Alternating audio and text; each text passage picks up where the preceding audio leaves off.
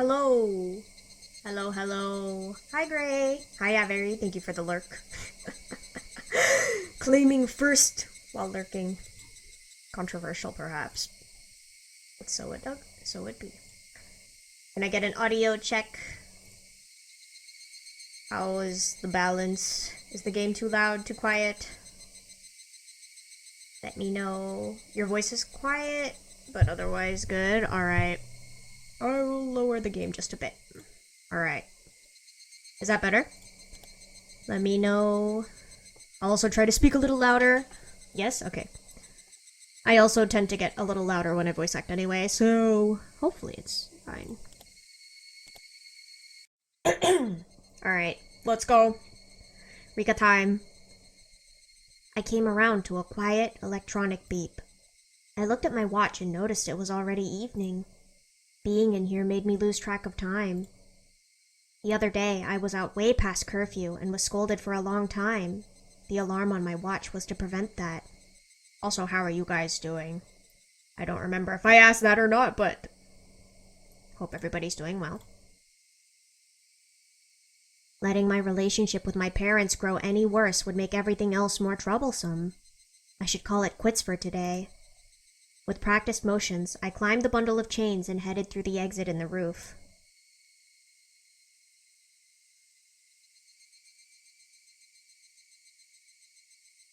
When I returned to the main house, surrounded by the cries of Higurashi that I'd grown completely tired of, there was a tightly packed case of beer next to the front door, and 3 bottles of wine. Working on my pirate PowerPoint for class tomorrow. I said I woke up at 2 p.m. and I'm not pleased about it. Oh gosh, must have been tired, huh? Pirate PowerPoint, though. That's interesting. What kind of stuff about pirates are you talking about? The beer case was probably for a drinking party at the shrine's assembly hall or something. My father didn't drink beer because he liked it, so I knew it had to be for the assembly hall. They delivered it here before the party so he could chill it beforehand in the assembly hall refrigerator. And the wine probably belonged to my father. My father enjoys Western spirits, and wine most of all. And wine, at the same time, was something I enjoyed as well. Before, after my parents had died in 1981, I'd gotten wine by bringing it from the main house, but my parents were alive in this world, so I couldn't do that.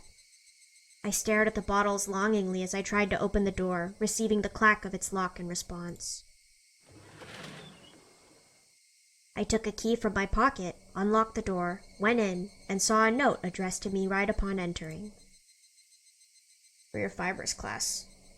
Oh, reading from what they wore was historically inaccurate, and then Jolly Roger's torture methods use rope, and how they drip themselves out when captured and put. Oh, that's really interesting, actually. Are you gonna share this PowerPoint with Twitch? I'm so curious. I really like your presentations. You can? Let's go! I want to learn about pirates and their clothes. Yippee! It was from my mother. The note said an accident had suddenly occurred at the Kimiyoshi house, and they'd gone out to help with a memorial service. They'd be late coming back, and so on and so forth. Written as a postscript was a notice that the brewer would be bringing alcohol, and to take it inside the front door once I got back for them. I see. That must have been referring to all of this. If the person had come while I was here, I could have told them to put it inside. But I couldn't bear to see them outside like this, put here before I got back. And it would be a pain if my mother started rambling about me being inconsiderate later. I made a sour face, not caring who saw, and pulled the case of beer through the front door. Next, I stood before the wine bottles and solidified my thoughts. Couldn't there have been a slip-up with the order? It was a brewery in a small village. If my father called to say he'd ordered one more bottle, they'd probably bring over another one without a second thought. So what would it matter if one of these disappeared? I always dilute it before drinking, so I'd be able to enjoy one bottle of wine for a pretty long time. Ew, yeah, ew is right. Rika, no, you're a child. I don't care if you're 100 years old or whatever. No. Despite being in the entrance, I belatedly looked around, grabbed a bottle, ran into my room, and pushed it into the winter futon in my closet that I wouldn't use for a while. If her parents caught her drinking, she'd die for real. Actually, my parents live here too, so I won't have as many chances to drink. I ran to the kitchen, grabbed a glass, ice, a corkscrew, and a carton of orange juice, then ran back into my room. I put the corkscrew on the wine bottle and was overwhelmed by the urge to wet my tongue with the nostalgic flavor as soon as I could. Yeah, wine and OJ. I guess they're both fruity, but like... yuck. How was I supposed to survive in this world without enjoying a good wine? I poured some into the glass, and just listening to the orange juice splashing in to fill it up made my mouth water like a dog. If I dilute it this much, it'll look just like orange juice from the outside. But it was the nostalgic flavor that belonged to my world. At one time, this had been the flavor of my tears of defeat, shed for the unbreakable June of 1983. But now, even those tears of defeat felt sweet and tender. Those dead-end worlds were very painful. But I was still surrounded by my kind friends. I had the leeway to choose to surrender to Takano and continue lazily living in that infinite loop. But even that warmth was absent in this world. This made a week now since I came here. With no prospects of returning to my previous world, I'd resolved myself to staying here for a long time, but a week in, it had already driven me to drink. It'll be fine. Those worlds had driven me to the same state, and I still managed, lazily doing my best as I soaked in wine, right? I needed to be released from this Rika Furude quickly. Nobody in this world would understand that even if I explained it. That meant I had no allies here. If I told someone, they'd think I'd gone crazy. But considering this world's Rika Furude, that was only natural. This world's Rika Furude was a dour girl without a single friend. And one day she'd been hit by a ball in the schoolyard and started saying she didn't belong in this world. If that big doctor Yamamoto heard about this, he'd probably make a huge fuss about the impact having caused brain damage. Lobotomy? But that would make the most sense to the people who live here. At the very least, until I arrived, Rika Furude was Rika Furude, the correct being for this world. Maybe it was more appropriate to say that one day, I, someone different from this world's Rika, appeared, then took over Rika's body. Yeah, I need him back. Where is he? He's not in this world at all. Where is he? Give us our mans. Right. Am I not Rika Furude? Well, no. This world's Rika Furude was this world's Rika Furude, a different being than me. I'd simply been interpreting her as being the same as me, even when I was in different worlds until now. I want to know, because Rika's basically body jumping, right? Like, every time she dies in one world, she body jumps into the next world.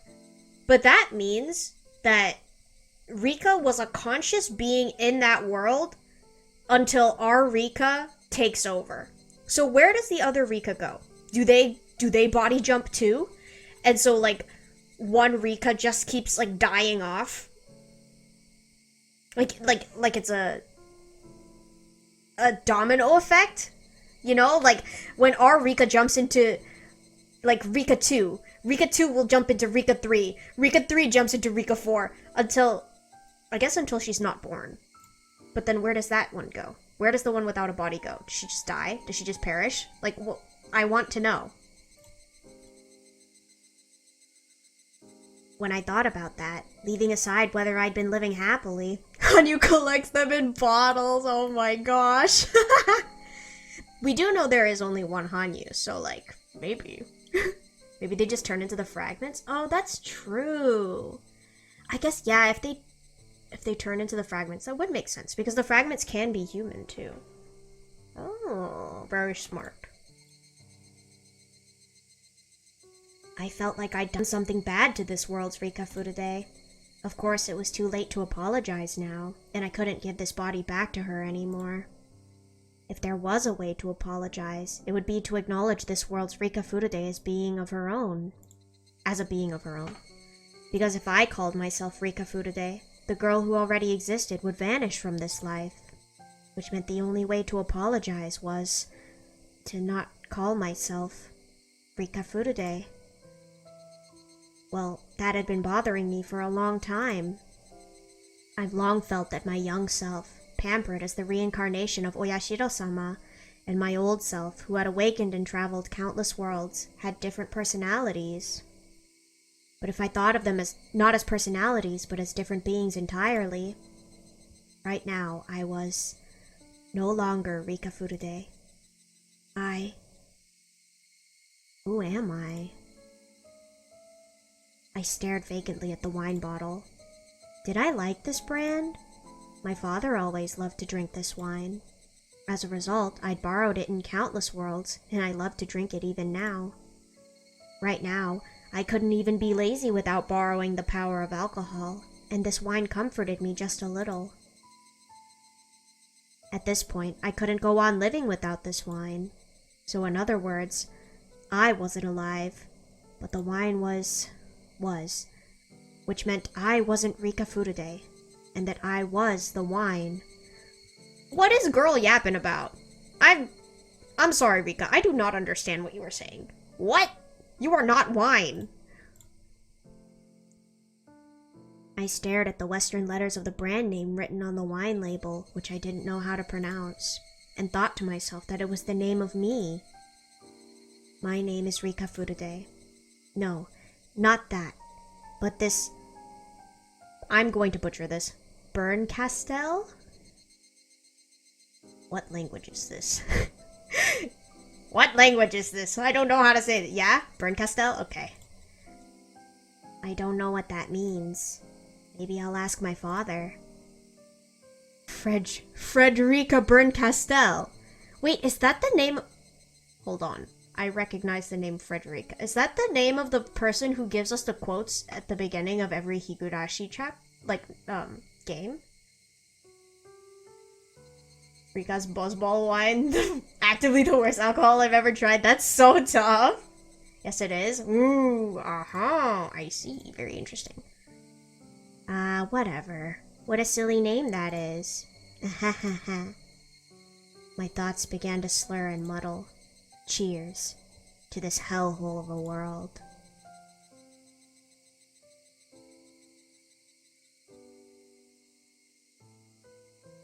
I guess that means Rika's dad has bad taste too in wine, because this is his favorite one. Thank you for making my food all the time. Ipa. What's this all of a sudden? Mother's Day was a long time ago. As I thanked my mother and patted her shoulders, I brushed her head. It was all a show, of course. If she had the same power inside her as Hanyu, then by touching her like this, I'd be able to sense it even if it was feeble. If I did feel that power from my mother, could I kill her on the spot? I wouldn't hesitate to kill, but I couldn't say I wouldn't hesitate right here and now. Because I would rather she not have that power inside her. Rika's ready to murder. Like, actually. She's out for blood. That is crazy. And at the same time, I was uneasy about what to do next if she didn't. My mother laughed like it tickled, but contrary to what she thought, I was carefully checking if I needed to kill her. Thank you. You've made your point, so please get off. It tickles.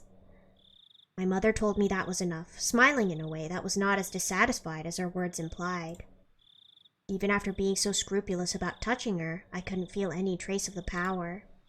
My mother wasn't the one who held the fragment, and I'd already felt my father's head. It wasn't him either. If it wasn't either of the two people closest to the legend of Oyashiro-sama, then it was improbable that the fragment wasn't a person. It was a happy thing not having to kill anyone, but that meant one of my clues was now meaningless. That said, even though the possibility was unlikely, I'd still have to touch the heads of the other people in the village every chance I got just to make sure. And at the same time, I had to continue my deciphering of the pile of documents in the ritual implement storehouse.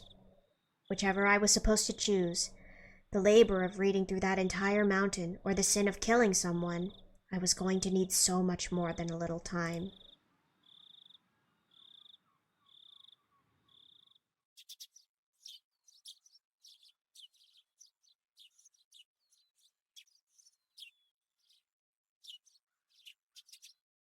I had lost track of how many mornings it had been since I drifted into this world.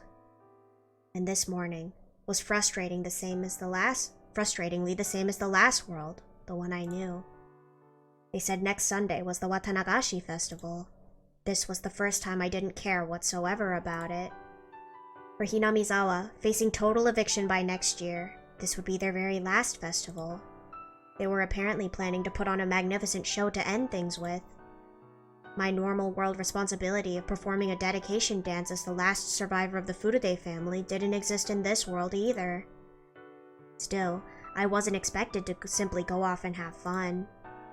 They would have me help with the things that kids could help with, like giving out boiled rice and answering the phone. I'd gotten used to going to school alone too. When I went to school with Satoko, it was always a lively morning, with us running and falling everywhere. But that too was beginning to feel like a memory of the distant past. With several days already behind me and my mind settled, I'd stopped crying about small memories like that. Everything I did was for the sake of returning to my original world. I might curse the trouble it was taking, but I would never cry again. So even when I met Satoko at the school gate and said good morning, only to be bluntly ignored like always, it didn't make me sad. The real Satoko was an incomparable friend of mine. Even if a fake Satoko ignored me, it wouldn't hurt me inside anymore. Mion wasn't outright cold like Satoko was, but she didn't seem to think of me as any more than one of her many classmates.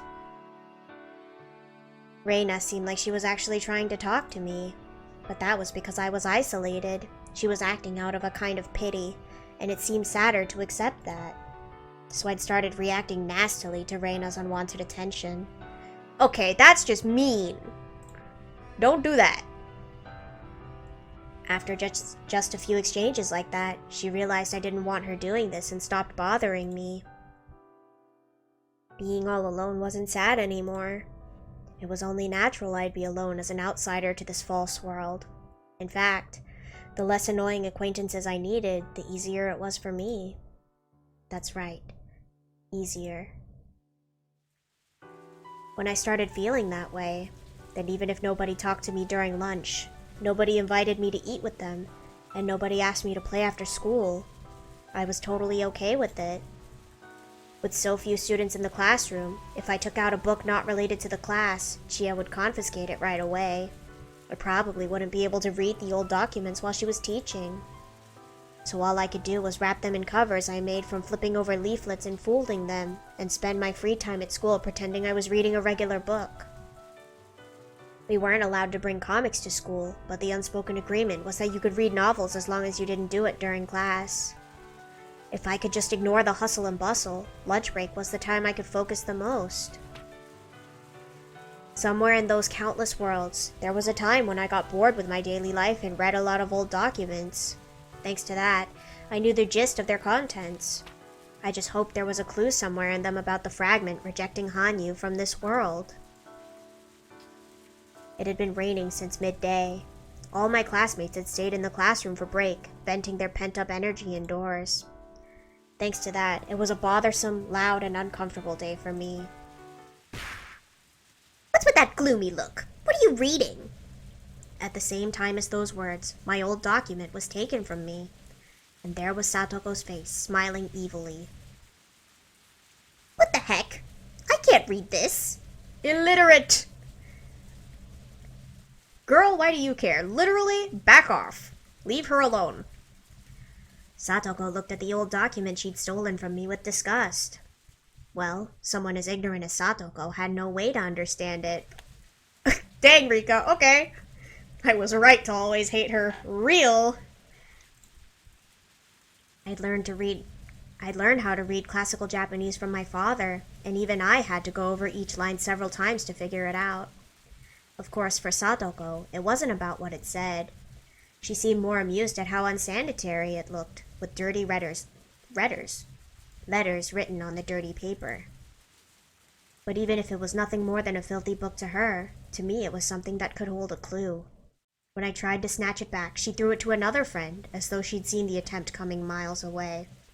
"This is called bullying, and we do not stand for this." "What is this? Eek, it's gross!" The girl who caught it threw it to another kid, and that kid, after his face scrunched up at the filth being given to him, grinned like an idiot and threw it to someone else. "Over here! Pass it!" "Ah ha ha ha ha! Over here! Mion-san, pass!"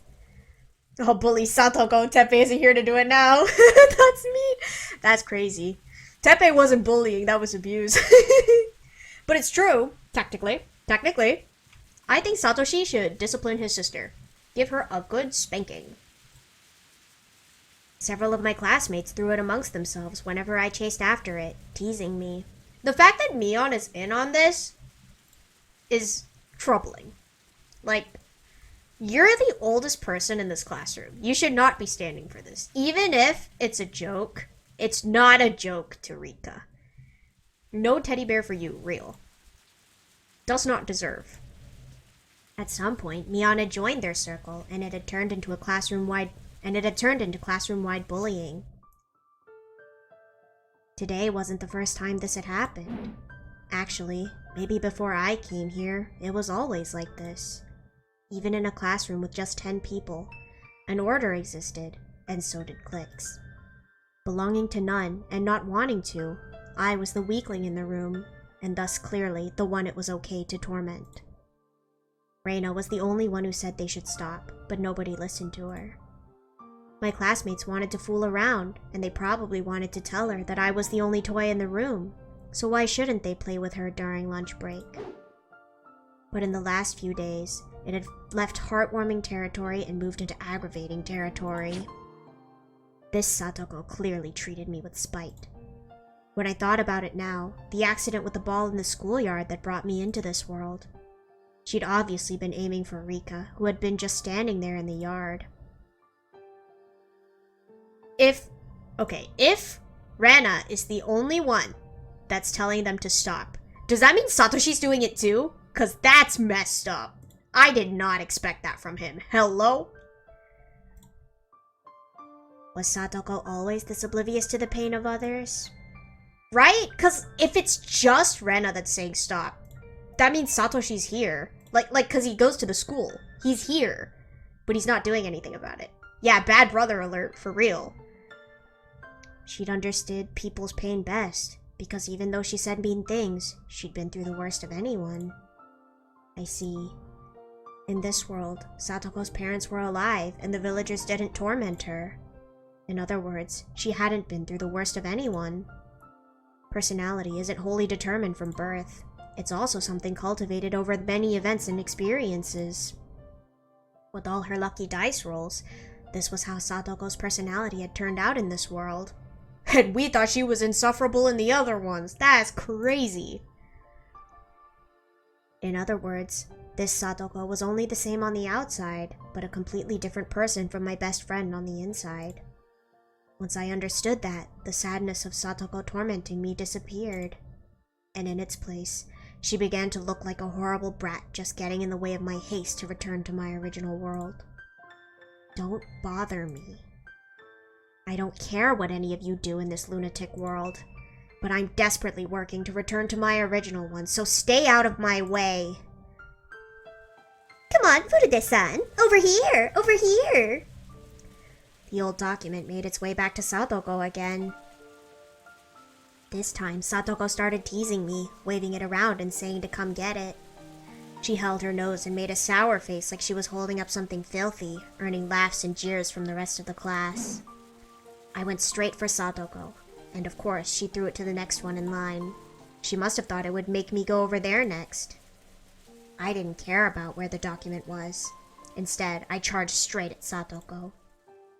I tucked my nails into the bases of my fingers and clenched my fist. I decided this was the fastest method to explain how important this was, make her understand, and prevent any reprisals? I don't know how to say that word. All in a very short period of time. I swung my right fist at Satoko's face. The tip of my fist plowed into her face below her left eye, leaving an imprint that wouldn't soon disappear. Reprisals. Okay. Bless.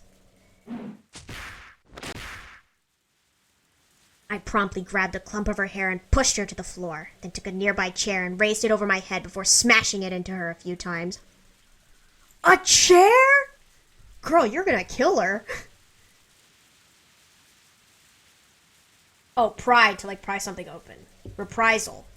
I see. Reprisal. Satoko didn't know what had just happened. Confused by the sudden violence, she just curled up like a turtle. It looked a little crazy hitting her with the chair like this, but it wouldn't hurt her very badly. Huh? I raised the chair, then slammed it down over top of Satoko's upper body. Exactly as if to hold her to the ground. Yeah, what? These chairs are made of wood and metal. There's no way that's not gonna hurt. Excuse you, Rika. I lifted my foot above the chair and stomped on it like I was hammering in a nail. Get him, Rika! Satoko low-key deserves this, but also, that's crazy, because now Rika's gonna get in trouble. Rika's gonna get in so much trouble. Satoko, you're being a little annoying. Worth it, I guess. I was tolerating you since you look like a friend of mine, but that shrill voice of yours is really starting to get on my nerves. If you come within 1 meter of me, I'll punch you right away, no excuses. Hope that's alright. Are you listening? I stomped on the chair again and finally saw an expression of fear arrive on Satoko's face. I knew this was the best answer. When given the chance, I had to give it to her straight. But it made me mad. I was the last one in the world who wanted to see Satoko looking like that. I was the one who was forcing her to make that expression. It made me sick. But it was fine in the end. This Satoko wasn't the one I knew after all. And one day I'd leave this world for sure. Even if I killed her on the spot, it wouldn't have anything to do with the Satoko of my world. That's why it didn't hurt inside at all seeing her look at me so terrified. Come on! Give Rika-chan her book back! Here, Rika-chan! Rena plucked the documents from a bewildered classmate and returned it to me. Oh, it says Rena again. Wait a minute. I swear it said Rena before. I swear. But now it says Rena. So forgive Satoko-chan, okay? Whack. You went a little too far. Okay, the chair was a bit much, but she deserved the punch. She deserved to get beat up for that. Maybe not with the chair, but she deserved to get beat up. Then stealing my important book and cutting into my precious reading time wasn't going too far? That isn't what I meant. You don't have anything to do with this, so step aside. I just wanted to get this back. I kicked the chair over, indicating to Satoko that she'd been released. But even that action made her so scared that she was frozen in place. I didn't waste time going back to my own seat. Then Satoko began to bawl shamelessly, and Satoshi ran over, making a big overprotective fuss about the nurse's office and whatnot. Yeah, he was there. He was there. He was involved. Shame on you, Satoshi. I hope Shion hates you in this world. The noise quickly reached the faculty room, and Chie and the principal soon burst in. Are you alright, Satoko-san? This might leave a bruise. Satoshi-kun, please take her to the nurse's office and have her rest. I'll call Yamamoto-sensei. While Chie was talking, the principal must have asked Mion what had happened in the classroom. Mion spoke to him in hushed tones, glancing my way. Don't act like you're not involved in this, excuse you! She was probably saying she had no part in this. Nasty Mion might say that. She didn't betray my expectation. The principal came over to me and told me to come with him to the principal's office. Bystander! Not even bystander! She was one of the bullies! Like, excuse her! This usually happens when a bullied child happens to bully back. A side effect of the bullying, perhaps. I was seriously fed up with everything, but my goal had only been to scare Satoko off from bothering me ever again. Now that I'd done that, I decided I needed to calm the situation down. After being brought to the principal's office, he kept asking me why I punched Satoko and lectured me that violence was never the answer. I beg to differ, but sure. But regarding her taking my book and tormenting me, he admitted she was at fault, and I felt a little relieved. This is a fairly difficult book. Is it from your house, Furude-kun? Yes, something like that. I don't dislike classical Japanese, but this one seems fairly difficult. Can you read this? If I couldn't, I wouldn't have been reading it. Yeah, you do have a point. Would you mind telling me a little about what's written in here? His behavior wasn't one out of interest in the book, so much as an act dripping with pity, like he wanted to ease the mind of someone alienated and bullied in class a little. Accepting that would do nothing but further amplify my current unhappiness. I don't want friends anyway, and I don't want you to be my friend either, Sensei. May I leave now? I want to continue reading as soon as possible. Furude-kun. It's good to read books, but don't you think you should play with your friends once in a while? My friends are somewhere else, far away. They're not here, so I don't care. Does that hand hurt at all? Huh? Oh. I didn't realize it until the principal pointed it out. I must have scraped the skin on my hand when I punched Satoko as hard as I could. A little bit of blood was seeping from my right fist. Yamamoto-sensei's in the nurse's office, so go see him and get that bandaged up. Good! Real. I will. Furude-kun, school isn't only for studying. It's also for making friends. I'd like you to take that to... Excuse me. Bow. This world's principal wasn't the principal who was allowed to lecture me, so I didn't have any desire to listen. On my way to the nurse's office, I passed the classroom. I met eyes with several students inside, but they immediately looked away. Maybe this'll work out. I'm more comfortable with them being scared than teasing me. When I went into the nurse's office, the doctor was just putting a big piece of absorbent cotton under Satoko's eye. Chie, who was with her, looked at me, then walked over with a scary look on her face. Okay, you two. Satoko-san, apologize for taking her book. And Furude-san, apologize for punching her. Satoko, who had been scared and weak in the face of sudden violence earlier, must have calmed down since she now looked dejected. She looked like it didn't make sense to her, how she was only teasing me a little and then I suddenly went crazy for no reason and hit her. If she was like that, there was no way she would apologize first. Of course, I had no duty to apologize either, so I wouldn't apologize first. Come on, both of you! You're going to stay here until you apologize to one another! Chie yelled at us. Clearly making a sour face, I held my bleeding fist out to Yamamoto. Oh, you're bleeding. Take a seat. I'll disinfect it. Both of you! Are you not listening to your teacher? Apologize! I sensed that if we kept making Chia mad, she might tell us to stay after school. What did she think this was? Make me real. You're not the boss. Like hell I'd let some school I don't care about do their little lecturing nonsense at me. Every second of every minute is precious. I can't waste a single one. Once I understood that, I was the first to act. As Yamamoto disinfected the wound, I smoothly gave her my apology. Hojo-san, I'm sorry for punching you and stuff. Even I was appalled at how insincere my apology was. Chie probably felt the same way, but at least she appreciated the words. See? Furude-san apologized. Satoko-san, you apologized too. I'm very sorry for taking your book and playing a joke on you. Satoko's own apology was no less disingenuous than mine. I glared straight into Satoko's eyes, warning her to never bother me again. But Satoko was in her rebellious phase. It would take a lot more than that to make her wince. She returned my glare in kind, as if to say she'd get back at me next time. Chia sighed, unable to do much about our insincere apologies. And then the bell signaling the end of lunch break rang.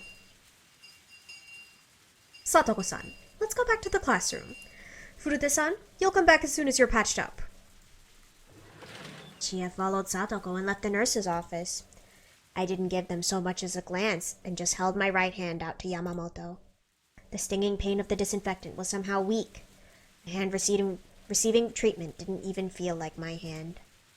I suppose it wouldn't. It's Rika Furude's hand, not mine. Everyone must feel lonely that school is ending next year, aren't you? No, not really. After living here your whole lives, your homeland will sink into a lake. That has to be sad. I understand how you all feel. That must have been Yamamoto's interpretation of the strained atmosphere in the classroom. If he was convinced of that, then maybe it was fine. It didn't matter to me. And you had a lot of friends until not too long ago. Everyone you got along with happened to transfer schools at the same time. I'm no stranger to how sad it feels to suddenly be left alone. Friends I got along with? Tomita-kun and Okamura-kun and the rest, of course. You always spent time with the boys, since you got along with them, didn't you? I think they were pretty partial to you as the only girl in their group, though. I see. Even Rika Furude had friends for a while in this world. And thanks to a stroke of bad luck, they all transferred out together and left her behind. They're not your only friends out there, right? I understand how lonely you feel, and you may only know them until next year. But I think it would be good for you to make friends with the other kids in class and enjoy your time with them. I don't want to get close to them. My real friends, as you said, they went far away. Very, very far away. All I want is to go there. Did you start talking so much like a grown-up, Rika-chan? Guess I just feel like it. Ever since you got knocked out by the ball the other day, I feel like your expressions have grown darker. I'm worried about you. I didn't know how close this Yamamoto man was to Rika Furude, nor how much of her he knew. But judging from his words, he seemed to be the kind of adult who understood children's feelings, just like Iria in the previous world. When that ball hit her, I think Rika Furude died. Ha ha ha ha ha. If that was all it took to die, nobody could play dodgeball. If you died back then, wouldn't that make you a corpse? Yamamoto laughed a little, but not completely to tease me. It was just to urge me further along. So Yamamoto wasn't just the doctor at the nurse's office, but a mental counselor for students at a susceptible age. It looked like he wasn't Iria's replacement for nothing. For some reason, I felt like opening up a little to him. Maybe it was because he didn't exist in the world I knew. Right now, everyone who was in the world I knew, no matter who it was, made me uncomfortable. That was why I felt like opening up specifically to someone who wasn't in that world. After all, Yamamoto probably thought I was just a girl hitting puberty. Whatever nonsense I spouted, he would nod and agree. I'm not the Rika Furude you and the others know. What does that mean? Who are you then? For now, I've decided to take the name Burn Castell. If I called myself Rika Furude, it would be rude to the person who originally had this body. Burn? A German name. It's almost like you're a space alien.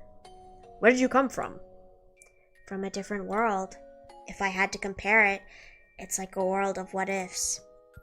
It's still Hinamizawa, but its history and composition are completely different. In this world, they moved forward with the dam project, and the villagers decided to leave. But in my world, it's different. The villagers stood up together to defeat the project, and then the government froze it indefinitely. That's the kind of world I came from. Then the Hinamizawa you came from won't end up underwater. That's right. Even after 1983, we would keep living there peacefully. Sounds like a nice Hinamizawa. I've taken a liking to this area as well, so the eviction is really painful for me. I suppose I'm jealous of the Hinamizawa in the world you say you come from. Could you tell me more about the one in that world? The first step in counseling was to agree to whatever absurd story the patient came out with. If I didn't know that piece of trivia, I might have teared up at Yamamoto telling me to continue, but I couldn't resist the temptation to keep going. He encouraged me and I kept talking. In that world, there was a big protest movement we called the Dam Conflict, and it took years for them to withdraw the proposal. And through that conflict, the villagers came together. Everyone got along. All the students were friends, and we even had transfer students come in from outside the village. We made a club where we would play games with Mion as the president, and while Satoko was very unfortunate, she was good friends with me. And then... Poor Satoko-chan. Why did the village have to bully her like that? If everyone was happy, they shouldn't have been mean to her. They should have let her into their happy circle. She's gonna get put in an institution? Real? Maybe that's where Iria is. Maybe he's working at a mental institution. Because he was interested in brains because of his dad, right? Because his dad was going crazy? Maybe that's where he is. They don't say those things to be mean. That's just how my world is. And she might have had a more painful fate than this world, Satoko. But that one was my best friend, one I couldn't replace or compare with anyone. So seeing the way Satoko is in this world makes me madder than it should. Let's go! We want Irie! You can't tolerate her being mean to you when she looks the same as your real friend. Yes.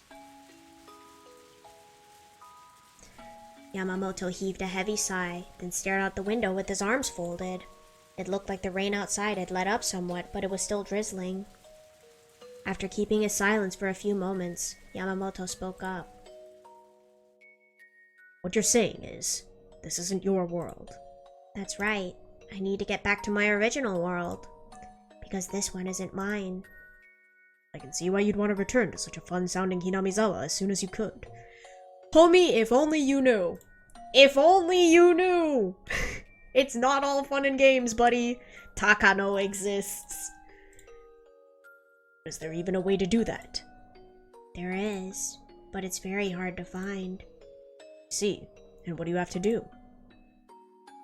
A fragment is lost somewhere in Hinamizawa, I think. Because of that fragment, Hanyu, or should I say, Oyashiro-sama, can't come into this world and bring me back. Oyashiro-sama? You mean the deity worshipped at the Furude shrine? It would take too long to explain, but basically yes. I've traveled through countless worlds with her. This world just happens to be one of the ones I drifted to. So as soon as she can get here, I plan on leaving. That escalated pretty quickly. In other words, normally you and Oyashiro-sama would come to this world together. But Oyashiro-sama, the one with the power to bring you out of this world, can't get in for some reason. Which means you've been left behind, like a boat that drifted ashore. Generally speaking, yes. The fragment blocking her is somewhere in Hinamizawa. If I don't find it and burn it, I can't go back to my old world. Where might that fragment be? Somewhere. A fragment is feelings, so it has to be something with those in it. I don't know what kind of object it resides in, and there's no proof that's an object at all. It could be inside of a person. I just don't know. You said you'd burn it if it was an object, right? What would you do if it was a person? Hanyu said if it was a person, killing them would amount to the same thing. I'm praying the fragment isn't residing in a person. Who is this Hanyu? A new character? Oh, it's another name for Oyashiro-sama. Hanyu is actually her real name. I think Oyashiro-sama was just a name the villagers gave her later on. Bruh, she really just said, yeah, I hope I don't have to commit murder. But if I do, so be it. I see. Was that written in the book you were reading? No, not exactly. Yamamoto's arms remained folded and he groaned in thought. Another silence settled, with rain being the only audible sound. Maybe I'd gotten nervous. I knew it wouldn't solve anything to talk about it, but I did anyway. Yamamoto was probably wondering if something was wrong with my brain. I could guess that by looking at his complicated expression. Do you think you'll find the fragment? I don't know. Since it can interfere with Hanyu, I figured there would be a clue in something related to Oyashiro-sama, which is why I was reading those old documents. I was searching for a clue to search for the fragment, basically. I see. I do hope you find it. But if it was a person, what would you do? You wouldn't really kill them, would you? It's hard to answer when you put it like that, but if that was the only way to return to my old world, I might not hesitate. After all, from my world's point of view, this world is just a delusion, a daydream. Whoever dies here, they'll be alive in my world, so it doesn't matter. I see. But hold on a moment. This world might just be a dream to you, but it's the real world for me. It wouldn't be good if someone was killed, no matter who it was. I understand your logic, and I want nothing more than to get out of here without having to kill someone. Let's get back on track. This Hanyu, who tells you about how to go back to your old world. How does she tell you that? Is it something like a divine message? Or does she appear in your dreams? No, nothing that vague. I talked to her. There's a crystal ball that acts as a communicator between us. I wouldn't tell him that. I really wouldn't tell him that, because now he's probably gonna tell your parents and they're gonna take it away.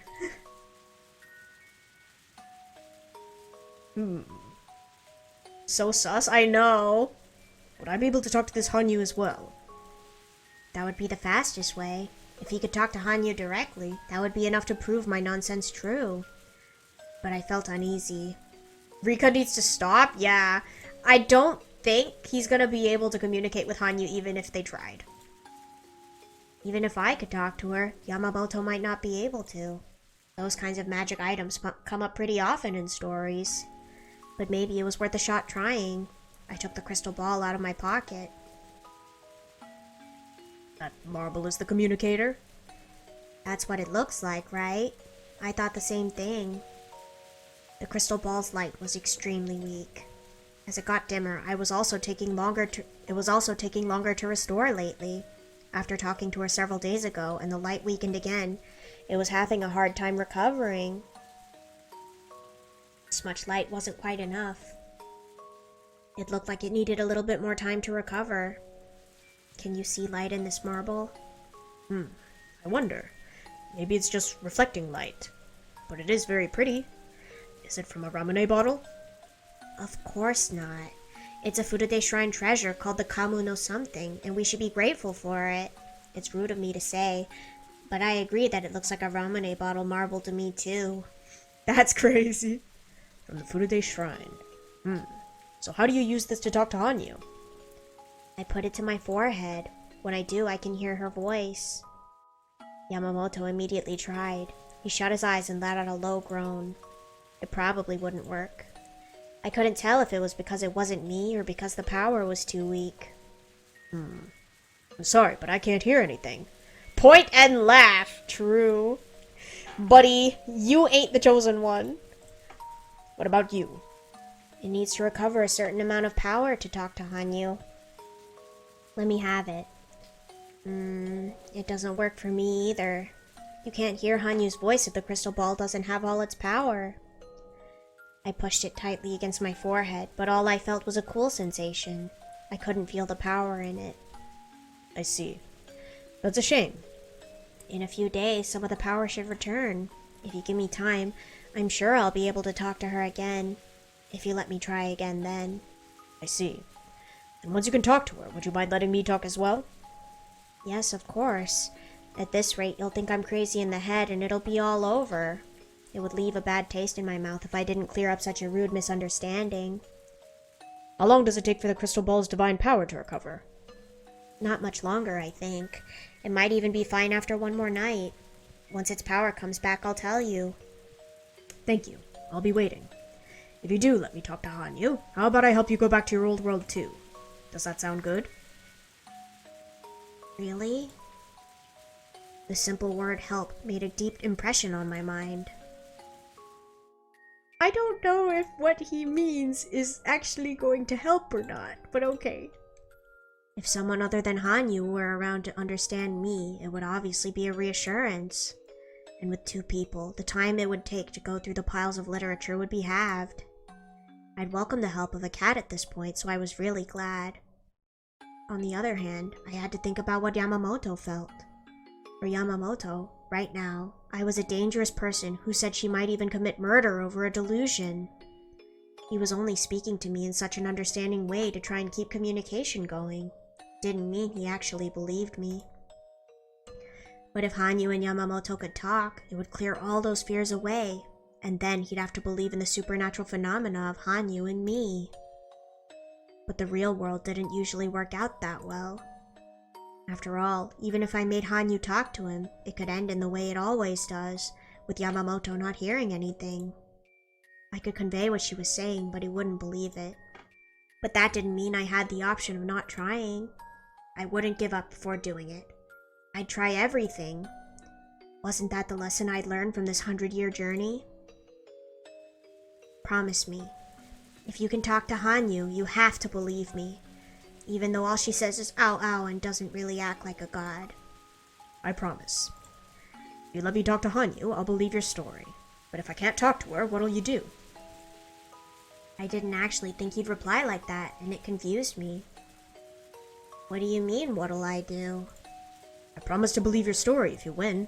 Then why not promise me that if I win, you'll believe my story? That sounds fair, doesn't it? What story do you want me to believe? Well, I could imagine it without having to ask.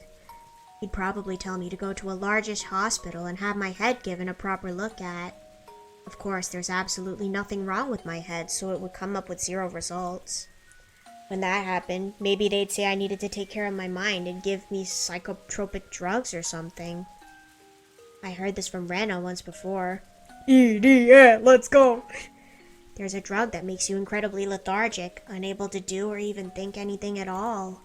Dangerous patients think terrible things and sometimes actually do them.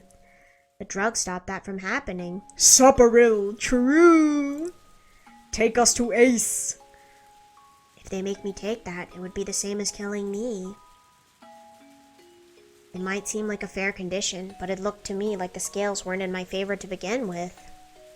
I shouldn't have told this stuff to a man I barely knew. After all that, I began to regret my decision. Could I fool him if I said, it was all a joke? Did you believe me? Ipa. If that was going to be my last resort, I could use it if my attempt to have Yamamoto and Hanyu communicate failed. I couldn't abandon the possibility that Yamamoto could be my ally without trying first. And I'll keep a slot open tomorrow just for you, Rika-chan. Does that sound good?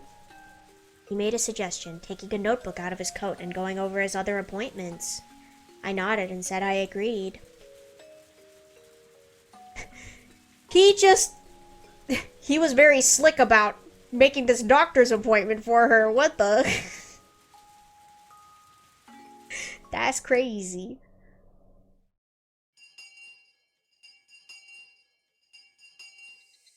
I'm going to save here though, and we're gonna do some drawing. This seems like a good place to stop. Get out, Satoshi. We don't like you.